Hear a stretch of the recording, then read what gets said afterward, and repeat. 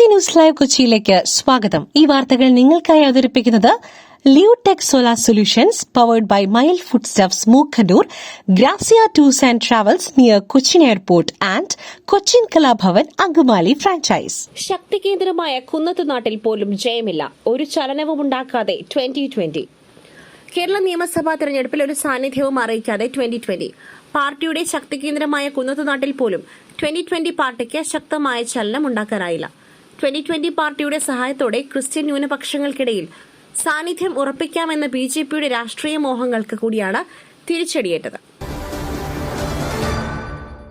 CPIMലെ അസംതൃപ്തരെ കൂടക്കൂട്ടി UDFന്റെ പരീക്ഷണം വൻ വിജയം.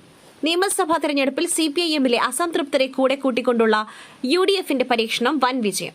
CPIMൽ ഉണ്ടായിരുന്ന പിന്നീട് പാർട്ടിയുമായി ഇടഞ്ഞ 5 പ്രമുഖരെയാണ് UDF തെരഞ്ഞെടുപ്പിൽ പിന്തുണച്ചത്. ഇതിൽ പ്രധാനിയായ മുൻ മന്ത്രി G. സുധാകരൻ അമ്പലപ്പുഴയിൽ 16,000-ലേറെ ലീഡുമായി മികച്ച മുന്നേറ്റമാണ് നടത്തുന്നത്. CPIMന്റെ H. സലാമിനെയാണ് G. സുധാകരൻ പിന്നിലാക്കിയത്. UDFന്റെ ടീം വർക്കിന്റെ വിജയമാണിത്. കോൺഗ്രസും ലീഗും കൂടിയാലോചിച്ച് തീരുമാനങ്ങളെടുക്കും കുഞ്ഞാലിക്കുട്ടി. തിരഞ്ഞെടുപ്പ് ഫലം UDFന്റെ ടീം വർക്കിന്റെ വിജയമാണെന്ന് പാണക്കാട് സാദിഖ് അലി ശിഹാബ് തങ്ങൾ. കേരളത്തിലെ ജനങ്ങൾ സമ്മാനിച്ച വിജയമാണിതെന്ന് PK കുഞ്ഞാലിക്കുട്ടി പ്രതികരിച്ചു. ബാക്കി ഭാവി കാര്യങ്ങൾ ഐക്യ ജനാധിപത്യ മുന്നണിയുമായി കൂടിയാലോചിച്ച് തീരുമാനിക്കുമെന്നും അദ്ദേഹം പറഞ്ഞു. കണ്ണൂരിൽ നേതൃത്വത്തെ അണികൾ തിരുത്തിയോ? ഷോക്കായി V. കുഞ്ഞികൃഷ്ണന്റെയും TK ഗോവിന്ദന്റെയും വിജയം. CPIMന്റെ ശക്തിദുർഗം. എന്തൊക്കെ, ആരൊക്കെ, എങ്ങനെയൊക്കെ മത്സരിച്ചാലും പോളിംഗ് ബൂത്തിലെത്തുമ്പോൾ ഇടതിലേക്ക് മാത്രം വിരൽ നീളുന്ന ജനങ്ങളുള്ള ഉണ്ടായിരുന്ന അതേ കണ്ണൂരിൽ ഇന്ന് കണ്ടത് അവിശ്വസനീയമായ കാഴ്ച. അണികൾ നേതൃത്വത്തെ തിരുത്തിയ കാഴ്ച.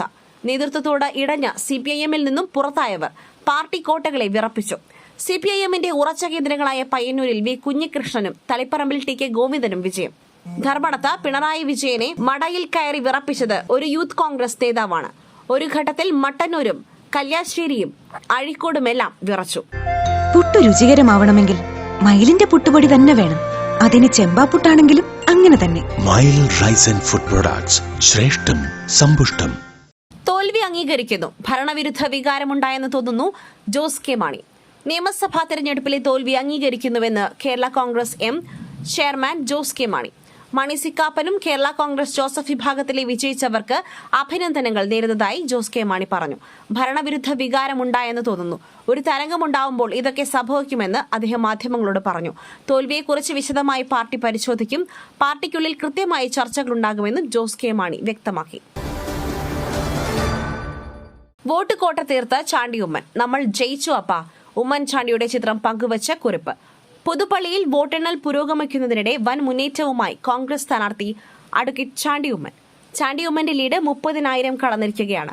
ആകെ 15 റൌണ്ടുകളിൽ 8 റൌണ്ടുകൾ വോട്ടെണ്ണി തീർത്തപ്പോഴാണ് ചാണ്ടി ഉമ്മൻ 36,000 വോട്ടിന്റെ കൂറ്റൻ ലീഡ് നിലയിലേക്ക് എത്തിയിരിക്കുന്നത്. ഇത്തവണത്തെ തിരഞ്ഞെടുപ്പിൽ ചാണ്ടി ഉമ്മൻ സ്വീകരിച്ച പ്രചാരണ ശൈലി ഏറെ ശ്രദ്ധിക്കപ്പെട്ടിരുന്നു. മറ്റൊരു വാർത്തയുമായി കണ്ടുമുട്ടുന്നതുവരെ നന്ദി, നമസ്കാരം.